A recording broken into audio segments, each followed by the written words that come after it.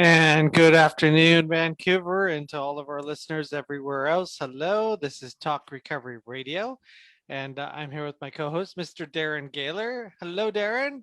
Hello, E- hello, hello. Everybody, some exciting news. It's Darren's 15 years clean today. 15. Congratulations, Darren. 15 years. Big shout out to Darren. Big shout out to Recovery, and that's 15 years. How's it feel to be 15 years clean, Darren? It's the last few days, I know the day's coming and it's just another day doing the daily day, and just getting through. But I don't know, this morning it, it, people sending messages and phone calls and That's always nice, eh? it's yeah, it's a day that should be celebrated. It's I mean, really, it's more important than my birthday. It's Well, you can keep celebrating birthdays because you're doing this. That's for sure. I mean, sadly, so many people are passing away from using drugs that when you celebrate recovery, recovery helps bring you back to life. So, congratulations, Darren. It's a big deal. thank you, thank you. I remember being at your 1 year cake. I remember that, and your mom and the cakes and the story and all that other kind of stuff, and it's amazing to see you're still connected to the recovery people that you were connected back then, and so many more. And Yeah. that's what it's all about, staying connected and always building a support group. So congratulations, it's a huge deal. And for those, you know what, we needed to get your personal story one day on air because Darren is one of those unfortunates, one of those guys that couldn't get it, so I know your story, and you were a mess. You lived in a camper by the river or something like that. So, A little fort, a little fort, a yeah. little fort in the woods. You know what? I was thinking about that. I was, just it. Today's show fell on my clean date, and we had guests booked, and I thought, you know what? Like, we have never shared our own personal stories, Yeah. and what, like, should we? When should Yeah. we? We So so we're gonna get Darren's lived experience on here. 15 years clean. Congratulations, Darren. For those of you that are watching us on Facebook Live, I hit the wrong button. We're live on Last Door's Facebook page instead of Talk Recovery's Facebook page. I'm not perfect, but heck, thanks for joining us on Facebook Live anyway. And like the intro says, coming to you live, and we're not in studio because of COVID, so we've created a makeshift studio, and we're broadcasting a week behind on the radio. So thanks for everybody listening to us on Vancouver Co-op Radio, which is celebrating an anniversary and raising funds. If you like our show, please donate in honor of Talk Recovery Radio at coopradio.org. And I think they've raised like 40K or something like that, all for remodeling the studio. So make a donation there. And we've got some awesome guests on the show that's going to join us, and we're going to bring them right into the show. Darren, who are we talking recovery with today? all right, we get to talk recovery with Kathy Moser. Welcome to the show, Kathy. Thanks so much, guys. Great to see you. Yeah, Kathy is the founder of Music for Recovery. It has been providing evidence-based, clinically valuable music programming nationally in the US for over 10 years.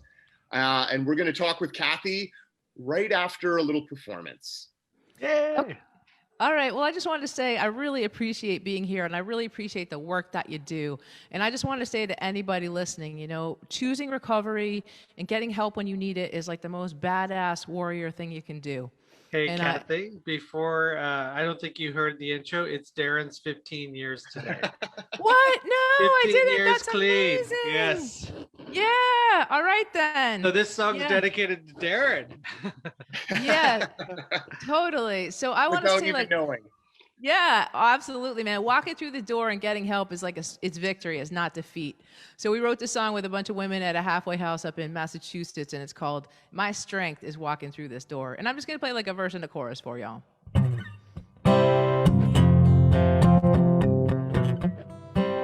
Drugs stripped me, body, mind, and soul. Never-ending search, just trying to feel whole. My experience, where I've been. When I got here, I realized who I was again. I realized who I was again, and my strength is walking through this door. My hope, that's what I'm striving for. With every baby I take. I stand a little taller, I dig a little deeper, grow a little stronger. 'Cause my strength is walking through this door. That is awesome. Yes, that is awesome. Thank you for that. Well, I wanted to offer that out for the last door, because your strength is walking through the door, people. Yeah, Thank you. that's awesome. Fantastic. Nobody really gives themselves, I think, enough credit. You know, like, especially like I went through that door a lot of times, and it never felt like strength. It never felt like courage. It never felt like, it just felt like a mistake. Like I was a mistake. So I walked through that door with shame, the burden of, I had a chance before and I didn't take it.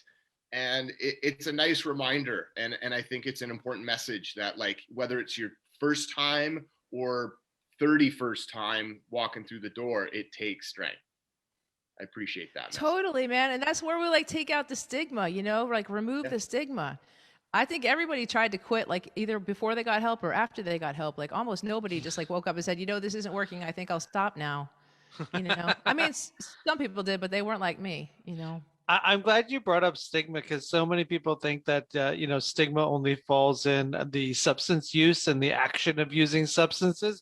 But the stigma of recovery and the stigma of not using is just as strong. And I mean, most people really believe like not using is not possible, and recovery is, this religious thing. And there's just so much stigma on all the full spectrum has stigma going all over the place. So we try to make recovery interesting and cool and fun, and writing music, being artistic, like that's just a great way to get people inspired to do this. So that's great. So how did you get involved in this? Well, first I did drugs for like 20 years. And that didn't go very well. But weirdly, it's turned out to be a job qualification. So that's interesting. And then I got help, man. I got a ton of help, and I'm still getting help. And I just celebrated 25 years last week. Yeah, thank you. But I noticed, so I've been playing music for like almost 48 years at this point. I've been playing guitar for 48 years. And I've been teaching, and I was doing a lot of songwriting. I have like 5 albums out. I do a lot of songwriting, and I've been doing songwriting workshops. And I just noticed that the process of creativity has so many gifts and parallels to the process of recovery. And also, I'm passionate about the idea that music is good for recovery, and recovery is good for music. Because, like when I was coming up as a musician, the same people that introduced me to music introduced me to drugs. And like I consider it a point of honor to be a person who can introduce somebody to music and to recovery at the same time, and flip that script. It's absolutely not true. Anyone listening, I'll just tell you, in 20 years of using, I definitely probably had brilliant moments, but I can't remember them and I can't find them. And also just the ability to get to the airport on time, for example, was not possible in addiction, totally possible in recovery. And I'm also a better writer and player and singer, and I'm consistent as an artist now. So I had this opportunity to start doing songwriting workshops in a treatment center here, and it was magic. It was magic. And we have done over 700 songs in treatment centers, and they've been streamed over 46,000 times post-treatment. So, and at one point I just got kind of bold and just jumped ship and went into doing this full time. And that was about, I guess, over 10 years ago. Wow. That's a testament to, that people want that. They need that, creativity and outlet and way of expression. For those of us that followed Talk Recovery pre-pandemic, when we went to the studio, our show always had 2 songs to 3 songs, and it was the point of bringing some inspirational, just moving out of that that space where you can sort of bob your head. And it's an energy. You can't sit still listening to a song that either resonates rhythmically or lyrically. It's impossible. How is that? Whether you play an instrument or not, how are the clients that aren't musically inclined, say, how do they participate in the program? Well, so I would say 95% of the people that we work with are not musical at all, Yeah. which is Yeah. kind of the magic of it. And also just say that everything we do at Music for Recovery is evidence-based. I just like anyone listening to, who's passionate about music and recovery to know there's tons of evidence. For example, playing a musical instrument is the #1 way to increase brain connectivity. So many people with a substance use disorder also have a history of trauma, and both of those things really impact the brain. So learning to play an instrument is literally the #1 way. They know from the functional real-time MRI tests they've done, it's the #1 way to rewire the brain. And also singing together creates group cohesion and also elevates the mood and the immune system, but mostly it brings groups together. And I always like to say recovery is not a self-help program. This is a we help each other program. And we're people that might not normally mix. So when we can sing together, then we can do all kinds of other stuff together. So when we do songwriting workshops, for example, we just put out a topic and people write on it. We do often like the two sides of the coin, like acceptance is hard because, and if I had acceptance then, and people just write on that. All they have to have is their own experience and a pencil, and then I actually happen to be like rhyming is my superpower. So as in the rap thing in the U.S. we say I spit fire, and so we'll take the lyrics and put them into song form and make some decisions as a group about what kind of music we're going to do, and then have this magic moment where we'll start to sing it. Where somebody will start to sing it. And I think this is the way songwriting is like recovery, right? We come together basically with nothing. We know where we want to go, and we take action as a group in a supportive fashion, and a song arises in our midst in the exact same way that when we work together as a group to support each other in recovery arises in our midst. So it's very similar to that in that way. Absolutely. It's so important in every aspect in anything we do, like, to connect in a recovery language, is that, what can we do that's going to, like you say, that cohesion, that's going to adhere together, that's going to connect all of us. And so many times I've sat in a room and there's just one guy with a guitar and, he's playing a song and you might be bobbing your head, but like, how do you participate? There's like, this different balance of people's roles in that room. And to think that, like, if any time there was a tambourine on the floor or a bongo drum to the left, like just those few little aspects then brings more people into that. And it might not sound great, but at least we're doing it together, that kind of idea, So, right. Well, and also, we make it accessible. Like when we do concerts, everyone has a handout with the choruses, and a lot of the choruses, like the one I just sang, is like a lot more words than some of them, but some of them are like fake it till you make it, and that's like the main word, and everybody could sing that, and people have fun. That's the other thing I want to say about recovery is hard work, right? Facing yourself with the wreckage of your past and the pain most of us use. Like I listened to your guest from last week, right? Most of us use because we were in pain. Yeah. And so we have to find ways to face that and heal that. And so music provides some relief and some fun. We tell people they're going to be happy, joyous, and free, but it doesn't feel like that right out of the gate. Yeah. It says, like, you mentioned evidence-based, like anybody who's ever driven in a car to on a sunny day with a song they love, like, that's evidence enough for me to know that this song, this rhythm, this harmony is changing my mood, and it's pointing me in a different direction than what I was when sitting in quiet. But in 2016, it says your work was studied by the Recovery Research Institute at Harvard Medical School. Dr. John Kelly, the lead researcher, and so there was like a legit qualifying study here. What, like, without doing the whole study, like, what were some of the big points that even surprised you, let's say? Well, first of all, it's completely surprised me that I was having a study done on my work by Harvard Medical School. That was the most surprising part of it to start, considering where I came from. Right. But Dr. John Kelly is an amazing guy and really well respected.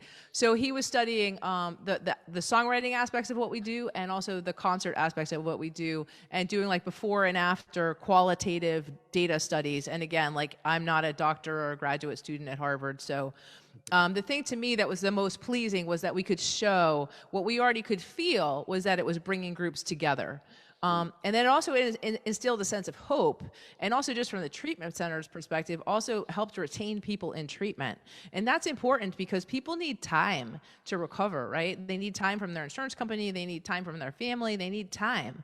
And so the idea that the music program, which we've actually seen that in some of the long-term places that we work, sometimes people will stay just because there's a talent show coming up in like 3 weeks and they don't want to miss it, you know? Whatever Well, we can get. Dr. Kelly's, we're big fans of Dr. Kelly. We organize a conference that I'm on the committee for. Dr. Kelly's spoken at it a few times. One of we call him a recovery scientist in our circles. So congratulations on getting on that level to show what you do helps, because right now we're so focused on stopping deaths that we're starting to forget, that there, to stop those deaths, just because we stopped it on Tuesday, how are we going to continue to help curb the overdose crisis going on in the States here in Canada? And so adding an interesting aspect on recovery is just one of those. Do you ever find, do you ever find do you have any struggles at all with this concept of, is music therapy gets, it's a nice hashtag on Twitter, but, getting people to buy into music therapy and stuff, what are some of the struggles you have? So for other organizations that might be listening and other people, because there's something that goes on here, this show's put on by Last Door. So we have a treatment center, and we've got that guy that shows up and all he wants to do is play the guitar, and that's all he wants to do. And it's like, well, there's so much more to life. So what are some of the struggles that you may have getting organizations to buy into this, getting people to buy into this? So that's part of the question. And then the other is, how do we deal with people that's all they want to do is play music? And is that even a problem? So what are your thoughts on that? Well, first of all, I just want to say we are not music therapists at Music for Recovery. I just want to be clear about that. In the States, that's a licensed board certified position, and that's not what we're doing. But we're very passionate about the Musician Clinician Alliance, and everywhere we work is in a residential treatment center where patients have immediate access to a clinician if they need one, or at least soon access, and they're in a safe environment. So we're not music therapists, but what we're really teaching is skills, right? Like letting a process unfold, learning to slow down, making friends with repetition, because repetition is like a master, is the mother of skill, as Tony Robbins says. So we're really teaching people the process of success. And I guess the resistance, first of all, I want to say, like, we kind of meet people where they're at. So we do a ton of hip hop. And I want to say to any treatment center, I know I look like an unlikely ambassador for hip hop. And I'm not a hip hop genius or anything. Obviously, like, I'm sitting here like with my little acoustic guitar. But the thing is that it's a super accessible medium. And if you're not using hip hop in your treatment centers and you're treating the opioid addiction crisis, you're really missing a huge opportunity. Yeah, we had, pre-COVID anyway. We haven't had a Christmas party since 2 years ago anyway. But just out of the blue, they created a Christmas choir with with our sister program with like 30 people. They had rappers, and it was just like, this is, we need to put this on, it was amazing. And they all, they were all so happy. So there's so much value in this. So can I just say one more thing about hip hop? Sure. Just bear with me a second. Is that we know from the science is about neuroplasticity, right? Is that the brain is reprogrammable, and many of us in active addiction suffer from these negative messages playing in the head. And that's one of the most powerful uses of hip hop and music in general, is to put a different soundtrack up there, to literally change the tape in the mind through melody, because that works. I don't know about you, but I'm still singing the alphabet song sometimes. Like after about L, I kind of need a little help. So taking a positive message, say, for example, in motivational interviewing, and then putting that to a rap, having client create a rap and then put that on their phone. So when they're out in the world and they're feeling squirrely, they could just play that back. That's the kind of stuff we love. That's cool. Mm-hmm. Yeah, if you want to get a song stuck in your head, why not it be your own voice with positive affirmations, right? 100%. That's awesome. Yeah, 100%. Yeah.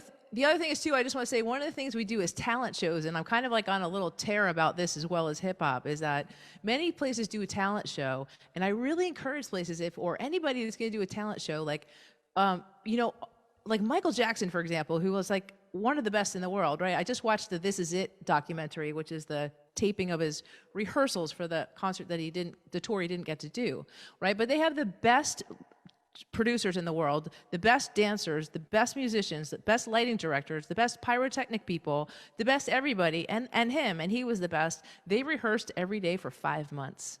Right. 5 months, right? And so when we're learning to perform, like helping people come through that process and build confidence, because that's one of the things I'm passionate about. Confidence is creatable. You can build it and you can replicate that process. So I just did a talent show over 6 weeks in one of the places that we work. And I had a woman go from sitting in the corner drawing, saying, I'm not going to do it, to I'll do it, but I'm going to sit over here with my head down, to I'll stand up, but I'm not going to sing on the mic, to I'll stand up, but I'm going to sing on the mic, but I'm not going to open my eyes. And week number 5, because we supported her and gave her like really gentle baby steps and respected her boundaries, she said she wasn't going to do it. I'm like, okay, good job on setting boundaries. You're totally welcome in the group. You know, we're really glad you're here. And then as she inched her way out, in like week number 5, Darren, she opened her eyes, and like it was like watching a flower bloom. So there's so many cool opportunities in the music space for people to be lovingly brought along to create confidence. And I mean, I know for myself and for so many others that I've seen, that there's just not going to be certain things they're going to do is like brand new, like, you know, after having, you know, arrived in a therapeutic environment, let's say. I am definitely not being vulnerable. I am definitely not putting myself in a position where I might be embarrassed or judged. I am definitely not like, so, you know, that includes sharing those things that I'm embarrassed about in my past. Like, I'm not doing any of that. So that makes sense that I'm not going to put myself in any type of performance position. That's why I'm not going to share in front of people. Like, and so that is restricting on so many levels to getting well.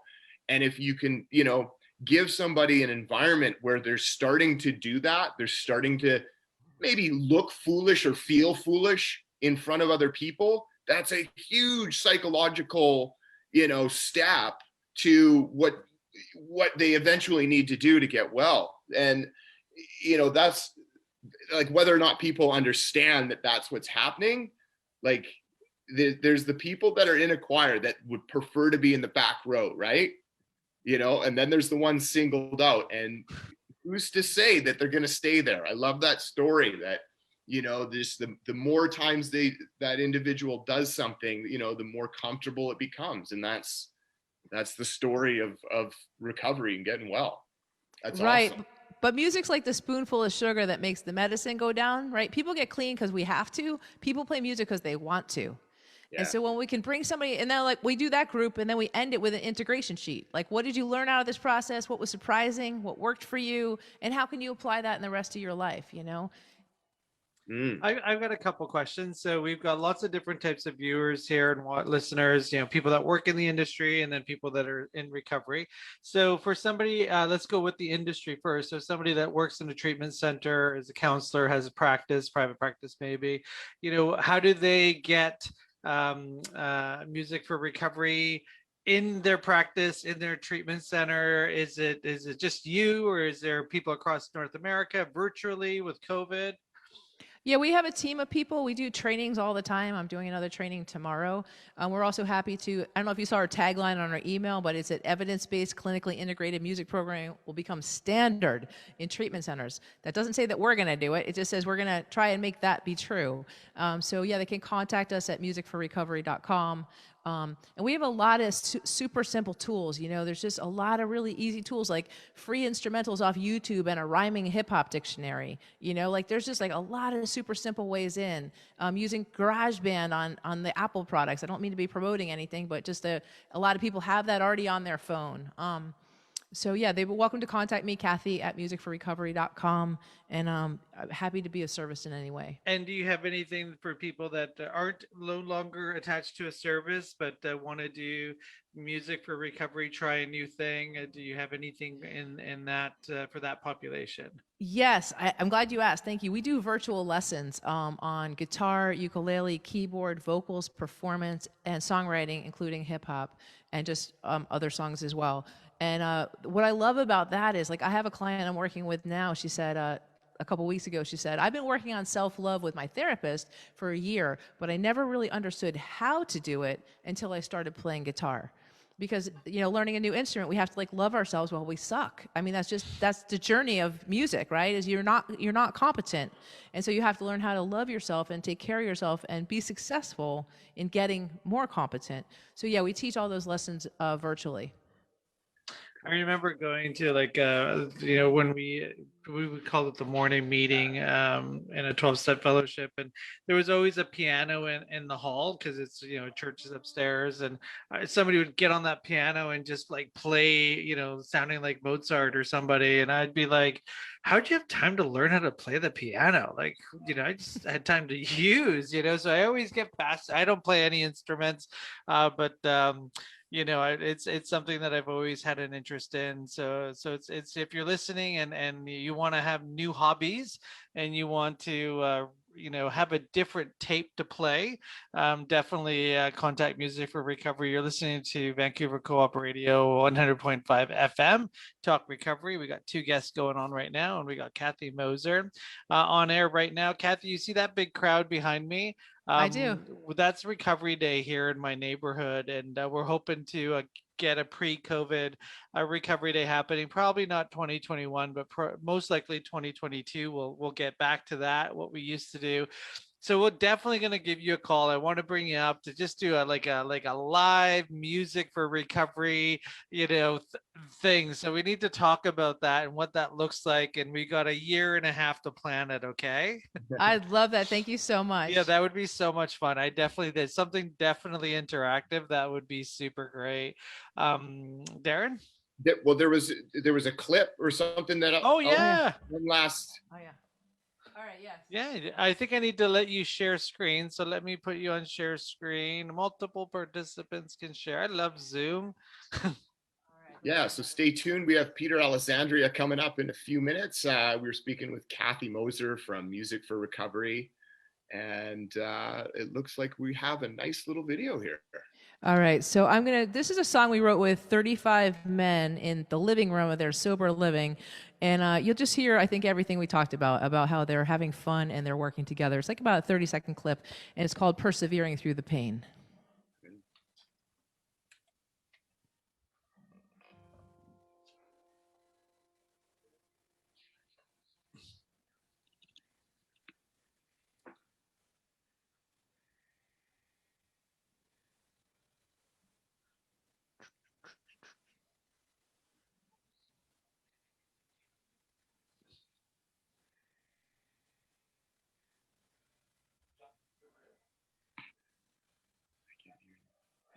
Yeah, you know what? I think you forgot to hit share audio and sound. Oh, I'm so sorry. Yeah. Thank you, guys. So stop sharing. And then before you share again, there's two little buttons at the bottom that say share audio and sound, or sound, whatever.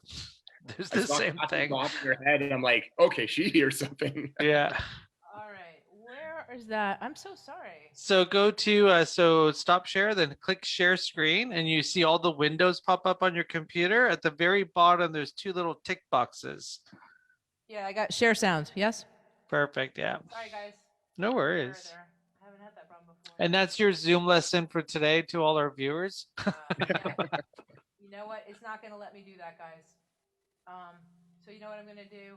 I am going to just play you a quick little song anyway. Okay, great. That's okay? better. Yeah, that's all right. I'll do Sweet. that. All right. Not better, but great. Thanks. Yeah, no, sorry about that. I just want to say to anybody out there listening, if you're trying to get clean and sober, or you're in early recovery and it doesn't feel right and it doesn't feel real, just hang in there and fake it till you make it, because it takes a little time, and this stuff is awkward at first, man, which I honestly think is why it's a kind of badass warrior journey, because we're willing to get better while we don't look that great or feel that great. So fake it till you make it, agitated. Fake it till you make it, I'm frustrated. Fake it till you make it become something that's real. What?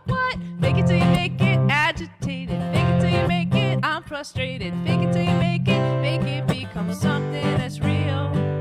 Fake it till you make it. Thanks, guys. Oh, Kathy, that was great. Thank you so much for being on our show, Kathy. Always a pleasure. And that's a promise. We'll see you at Recovery Day on one of the stages, okay? We'll have to create something. Thank you so much, Giuseppe. Thanks, Darren. Okay, Bye, take guys. care. Kathy. All right, Darren, that was Kathy Moser for Music for Recovery, and you can get her online on Facebook, Twitter, Instagram. She's all over the place. All of her links to her website are found on the blog and on Talk Recovery's Facebook page. So, Kathy, once again, thank you for joining us, and we'll see you soon. Thank you so much, gentlemen. Take care. Darren, would you like to introduce our second guest? Yeah, up next on Talk Recovery here on Vancouver Co-op Radio, CFRO 100.5 FM, we have Peter Alessandria. Welcome to the show, Peter.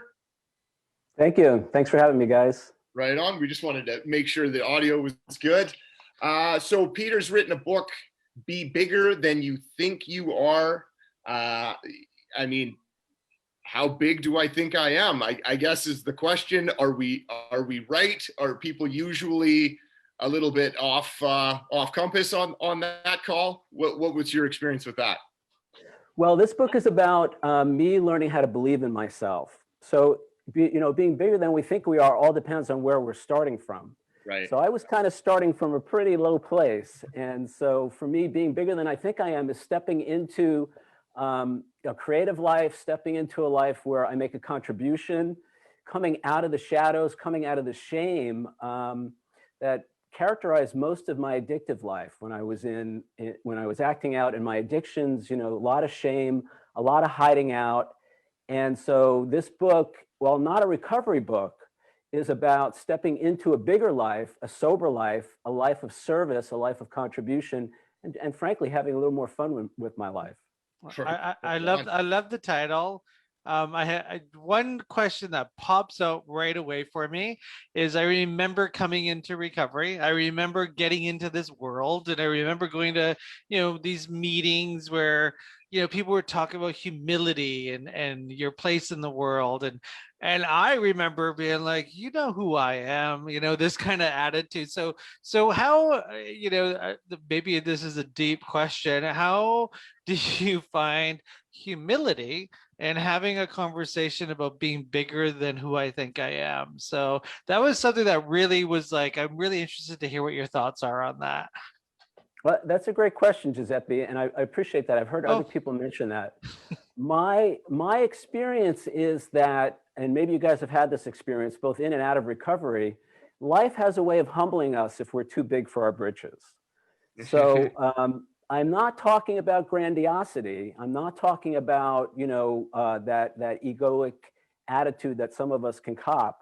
I think for me, it's more, again, where we're starting from. And I can see now looking back, I was starting from a pretty low place. I didn't, I was really lacking in a healthy sense of self-esteem, of value and worth as a person. And so I'm talking about getting back to a healthy place in terms of our sense of ourselves. I'm a big believer in, like, that whole question that we hear lots, who am I, right? Like, who am I? That's, people often told me, you got to find out who you are. And that was just too deep. It was too much to comprehend. Like, who am I? So I simplified it. I am what I do. So if in the moment I'm stealing something, I'm a thief. If in the moment I'm listening attentively to someone who's sharing honestly and courageously with me, then I'm an open, compassionate person. Like it's what I've done. And so getting clean, brand new, all I have is my past. All I have is the behaviors and actions out of addiction, which were never prideful or filled with value. So is there just a reality that, who you think you are as a thief, a weak person, like, is there a time where that's just truth and has to be accepted or acknowledged? That's actually another great question. The original title of this book, it was "Who Do You Think You Are?" And that came from a conversation, actually an argument I was having with somebody many years ago. In the middle of the conversation, she put her hands on her hips and she said, "Who do you think you are?" And it was meant as an insult, but that question stopped me in my tracks. And I thought, wow, what a great question. Who do I think I am? She ran off. I never saw her again, but that question has stayed with me. And so to answer your question, Darren, what I would say is that we are who we think we are. And why is that important? Well, because whoever I think I am is exactly who I'm going to be in life. Now, you described, I can relate to what you described in terms of your past experiences and all of that. But I like to say I'm not my past. That's what I did, but that's not who I am. Because one of the things that I've discovered on my journey of recovery, and it's different for everybody, understand that, is in a relationship with a higher power, I'm beginning to have a glimpse, a tiny glimpse of who I really am and who I think all of us are, in terms of not only being bigger than we think we are, but being better than we think we are, being more lovable than we think we are, being more capable than we think we are. My disease, so when I share in a 12-step meeting, I often say that the disease for me was not alcoholism, it wasn't drugs, it wasn't any of the behaviors or substances. The disease for me was self-hatred, self-loathing. It was the unkindness towards myself. And that's what I was mood altering from, because as I talk about in my book, that's the most painful, I believe, the most painful thing that we can do to ourselves as human beings is hate ourselves. A lot of unkindness. I mean, it's hard to say that because you don't want to stigmatize people who use drugs. I mean, we're a group of men who used drugs, and I know for myself, I was an unkind person. I really, I either hated people, places, and things so much, or had a very unhealthy love relationship with people, places, and things, and I had to fix that. That's what I had to fix. I wanted to touch on the topic before we run out of time because it's part of your conversation, making amends. So you hated yourself. You did a lot of self-destruction. So part of the conversation about making amends after 25 years and programs that are about recovery, what did you do? How did you take responsibility, and why did you take responsibility? So this is a key part of my discussion in the book. Again, it's not a recovery book, but I talk about my journey over the last 30 years. And a key part of that journey of me having a new life is taking responsibility for my life. Because as an addict, as an addictive person, as a compulsive person, it was everybody else's fault that I did the things I did, that I said the things I said. I was pushing my behaviors, my choices out onto everybody else. And I was blaming people for, as I talk about in the book, so our thoughts lead to our feelings lead to our words and actions, and our words and actions lead to the outcomes that we experience in life. And I was blaming everybody else for what I thought, how I felt, what I said, and what I did. And then I got into 12-step recovery. My first program was actually Codependence Anonymous, which I really feel saved my life. I found emotional sobriety, which led to the chemical sobriety. Right on. And, we come upon the fourth step. It talks about an inventory, fearless and searching moral inventory. And then we get to 8 and 9, where we actually make an amends. And the theme running through that was taking responsibility. And what I realized was we also talk a lot in 12-step about powerlessness. And I found that for me, the only way I can get my power back is by taking responsibility for my life. Because as long as it was everybody else's fault that I said and did the things I did, I had no power to change those things. Now, I do believe that I'm assisted by a higher power. I'm assisted by other people in the program. But until I was able to begin to take responsibility, I had very little hope of having a real spiritual awakening, recovery. So specifically, go ahead. No, that's interesting, because this is often, the topic, or at least how I felt in the face of, that idea of making amends. I have to take responsibility. There's no way around it. Hopefully at that point, you know, you've become a little bit more humble, you've become a little bit more aware and more honest. So this brings me back to your point from before. You're not your past, yet here we are having to discuss it, having to take responsibility for it.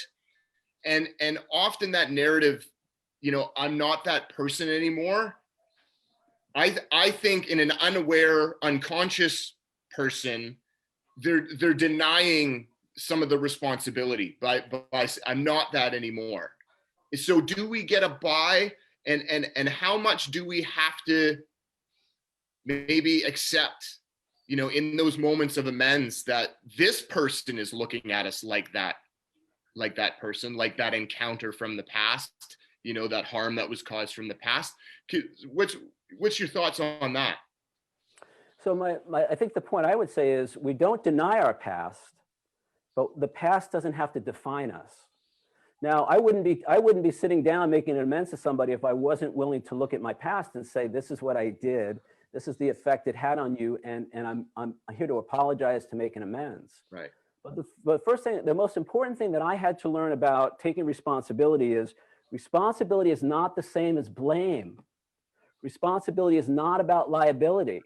It's not about guilt, because that was the mindset I went into it with. So when I come into it with that mindset, I never want to admit my wrongs. I never want to admit when I made a mistake, because it's just more evidence. It's just more proof that I'm a bad person, which is the disease that started the whole problem. Yeah. Right? Go ahead. I'm just so glad you said that the way you said it, because I've actually sat with non-12 step, I call them 12-step haters, but you know, this is a censored program, so we're politically correct here. But they've said, you know, step 9 is so stigmatizing and shames people. And I'm like, do you even know what step 9 is? Because if you've actually read any of the literature, it actually has nothing to do with that. It has to do with what you said. It's not I'm a bad person. It's like I'm taking responsibility for real things that happened. So you know, that's what this is about. And your title, actually, just now I'm thinking, there's a moment in time, there's people that, you know, are approaching that phase of their life where they're going to take responsibility, and they really think, oh, I can't do this because I'm always going to be that person that fails, loses, takes advantage. Like, that's who I am. But you know, that's recovery. It's like, no, you're bigger than that. So now I see the title working. It's like, yeah, you really can. Like, that's what being bigger is all about. Absolutely. Well said, actually. I'm going to quote you on that, Giuseppe. Thank you for that. Well, okay, perfect. I just had that beautiful moment where it was just like, yeah, I mean, you can. So, well, let me finish this one more thought ahead. on all of that. I Okay. now look at taking responsibility and the amends process as an act of self-love. Oh, for sure. As an act of self-affirmation, and as a way I take my power back. Mm. So it can be. Now, the first time I did my 8th step, it was horrible, because I didn't know. I have a whole section in the book where I talk about the difference between hurt and harm. And I thought that everybody who was ever upset with me was somebody that I had to make an amends to. I felt like a bad person. Anybody who was ever angry at me or upset with me. And so I had this list of people. It was everybody I encountered in my life who was angry with me. And I felt so bad. I felt so shameful. I felt like such a bad person. And thankfully I had a great sponsor. I sat down with him when I was turning over my 8th step, and we went through the names one by one. And time after time, he said, you know, you don't owe that person an amends. We make amends for harms done, not for somebody's hurt feelings, because we have no control over that. That's right. So making that distinction was the first step. And then actually sitting down with people, looking them in the eye, admitting the exact nature of my wrongs. And then it was also the living amends, changing my behavior towards that person. That was transformative. But here's the thing, guys. So the second part of the equation is, and maybe it's different for you, maybe you had the same experience. I got one of 3 responses each time I sat down to make an amends with somebody. The first one was, oh, thank you very much. I really appreciate you saying that. The second one was, oh, you don't have to apologize for that. I don't even remember that. Yeah. The third one was, go fuck yourself. I'm not interested in your apologies or your amends. So what I learned from that was that I have no control over how my amends, my responsibility taking is received by the other person. That's right. So what that means is that I'm doing this for me. I'm not doing this for the other person. Now it gets a little tricky here because we know from the language of the step that we make an amends, a direct amends, except when to do so would injure them or others. So I want to be really careful now that if somebody is not interested in my amends, I have to stop all efforts to continue that process so I don't harm them. So I don't make the situation worse. But in a very real way, I'm doing this for me, not for the other person, because I have no control over how they receive it. And it's in that moment I get my power back, and I'm also free of the guilt and the shame, because when I do something that harms another person, I feel guilty, I feel shameful. And by taking responsibility, I am freed of that. It's lifted. Now, I want to hear what you guys have to say about that. And then I have one more thing to say about the 9th step for me. Okay. Well, I've always loved the conversation about making amends and the latter steps, because so many people think to treat addiction, to overcome addiction, to save lives from overdoses, we need to talk about drugs. And the reality is once you move into a form of recovery, it really has nothing to do with the drugs. It has to do with everything else. And it's about the relationships. We really believe in building recovery capital here. It's a project I'm working on getting people with addiction to build their recovery capital. And that has nothing to do with drugs. It has to do with your relationship to everything around you, employment, family, culture, if you're faith-based, faith. And so part of, moving forward in life is how are you going to live in this world? I remember coming into recovery, I hated the government. I did the geographical change. I thought it was the provinces, my city's fault that my life was destroyed. Like, I had no concept that it was me. And now we live in a world where I'm actually in a webinar, after this, I'm going back where addiction is completely, what's the word I'm looking for? Where one of the comments today is drug use isn't bad. And it's kind of like, but it is bad, like, do we really want to be high all day? So how does one move on in life, when and this is put on by Health Canada, so it's not just like a little webinar, it's like the government's policy webinar, and the messaging is drug use is okay. So that's something that we're struggling with. So we're trying to make amends here, and we're talking about being bigger than who you are. But the message that's coming up from the government is like, hey, drug use is okay. Can you reach your full potential? Hi, Kathy, who was on the show earlier, she's an entertainer. She, was high for 20 years, but she says, her artistic abilities are way better now that she's clean and sober than she was when she was high. So that's my struggle right now, is how are we going to move forward stopping these overdoses when Health Canada, is saying drug use is okay? Yeah, I can't. First of all, I know a little bit about what you guys are up to, and I want to acknowledge you for your efforts on the public health front and all of that. I don't have enough information to really speak to any of that. I do tend to agree with you, in the sense that, I've been abstinent since 1998, and I realize now that I could never do my best work. I work now as a photographer, as an author. I couldn't do this if I wasn't sober, if I wasn't in my right mind, quite honestly. Remember, yeah. we're being healed from insanity, and the drug use is just one aspect. The acting out and the addiction is one aspect of that. Just wanted to do a shout out. You may have missed the beginning of the show in the waiting room, but it's Darren's 15 years today. Woohoo! Yeah, Awesome. Cool, right? Yeah. So Darren, do you think you could have been bigger than you are now if you would have stayed on heroin? I just, the plight, when you bring it up, the topic and the importance of amends, taking responsibility, self-identifying,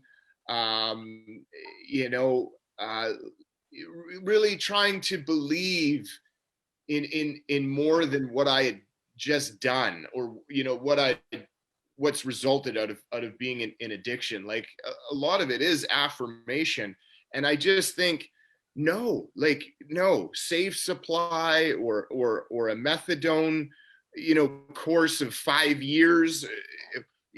I'm not going to be doing that type of thinking. I'm not going to be like, I don't know if it's possible chemically and biologically speaking, for those two things to take place. I think I need to be in a real, like, conscious, connected state of mind, out of the influence of anything. We talked last week about the influence of a night at the casino, and losing, my rent, that state of mind. I am even chemically free. I'm not going to be able to take ownership and, like,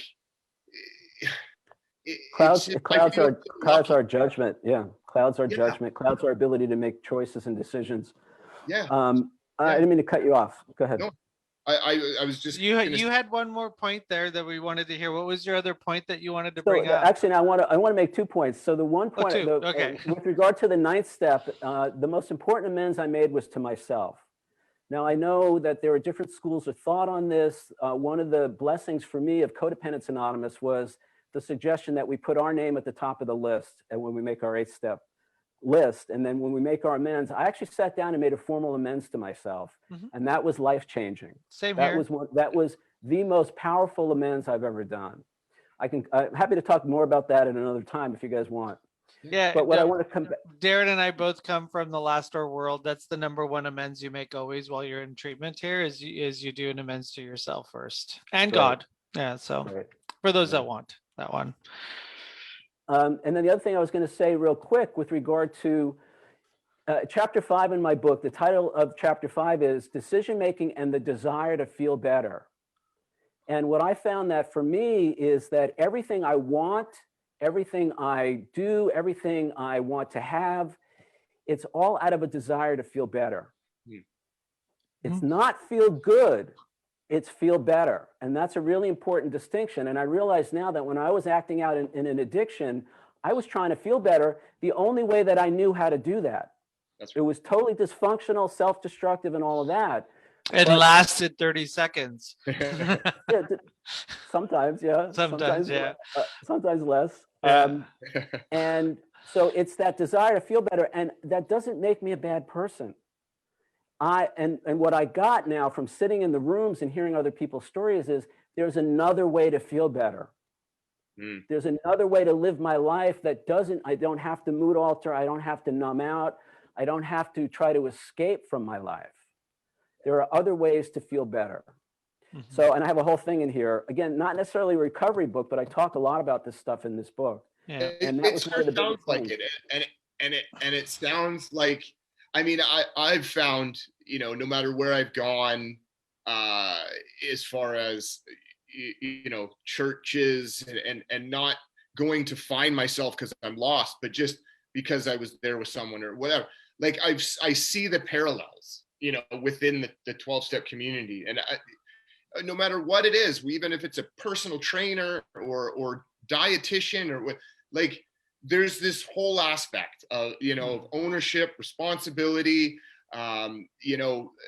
amending how you treated yourself previously. I mean, it's full circle stuff. But also the idea of feeling better, like if you can smoke a joint, have a glass of whiskey, and do a little bit of heroin and feel like honestly better, then congratulations. Yeah. This is conversations kind of geared towards, if you do all that and you like smash cars and get tickets and get black eyes and fall downstairs and don't remember Tuesday, like that's where we need to figure out, when drug use is okay and alcohol use is okay, and when it needs to be treated because there's a disorder going on.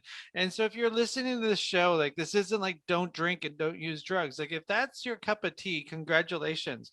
But if it's not, and you're having consequences that are negative and they continue, that's when conversations should start happening about drug reduction, remission, 12-step programs, non-12-step programs, whatever that, pathway you want to choose all of them and figure out which one you like. That's what we're trying to get at with this show and with this conversation is, be bigger. Like think like you can do this, and like don't fall prey to the idea once an addict always an addict, and that you need to be a, just a patient for the rest of your life. I'm not a patient anymore. Darren, are you a patient? Not You're not a patient. I So remember the we're last time not I patients saw anymore. Peter, are you a patient still? I'm not a patient, but I have more patience, surprisingly. Yeah. Because yeah, Um, because there's this world out there that wants to keep us patients forever. I'm not a patient. Leave me alone. I'm done. I do recovery now. Here's the thing. One of my favorite affirmations is, I got this. I can do this. But the thing I want to say, which I heard first in a 12-step room, is nobody can do it for us, but we don't have to do it alone. Yeah. That's So reach out if you're listening and you have, and I think, Giuseppe, what you were talking about for me is unmanageability. Recognizing when my life has become unmanageable. There are some people who can drink and perhaps do drugs, and they don't have the negative consequences that some of us have. Yeah. But here's the thing: if you're relating to any of this, just reach out. Just pick up the phone, go to the website, log on to a meeting online, and just listen and just see if you connect. Because the first time I walked into a 12-step meeting, I just wept. I knew I was home. I just cried. And it took me a while to get there, but once I got there, I knew it was right. Yeah, we all have our first meeting story. Yeah, I remember mine. So Peter, how do we find your book? How do people get your book, and more information about what it is that you're talking about? You can check out my website. It's bebiggertoday.com, all one word. Title of the book is Be Bigger Than You Think You Are. My name, first name is Peter, last name is Alessandria. And I'm also a professional photographer, so you can see some of my art online as well. But go to bebiggertoday.com. I want to tell you guys, every Wednesday night, I do an online Zoom workshop. It's open to anybody. It's free. And we spend 90 minutes working through this book is set up as a workbook. So cool. we're working through it chapter by chapter. Every Wednesday night, Zoom online. You guys are all welcome. Come on down and check it out. Oh, that's fantastic. Okay, well, we'll make sure we put that in the Facebook post. Thanks for being on the show. Congratulations on your 25 years, you said? It'll be 20 coming up on 24. 24. Oh, sorry, 24. And Darren, happy 15. Wow, Congratulations, Darren. Darren's cake Awesome. is next Tuesday. If you want to know more, you can let us know. You can join Darren's Zoom cake. Thanks for listening, everybody. We're happy to bring you Talk Recovery Radio, powered by New West Recovery. We got this. We got this. Take care, Darren. We got this. Be bigger than you think, everyone. Be bigger than you think. Take care. Bye. Thanks, guys.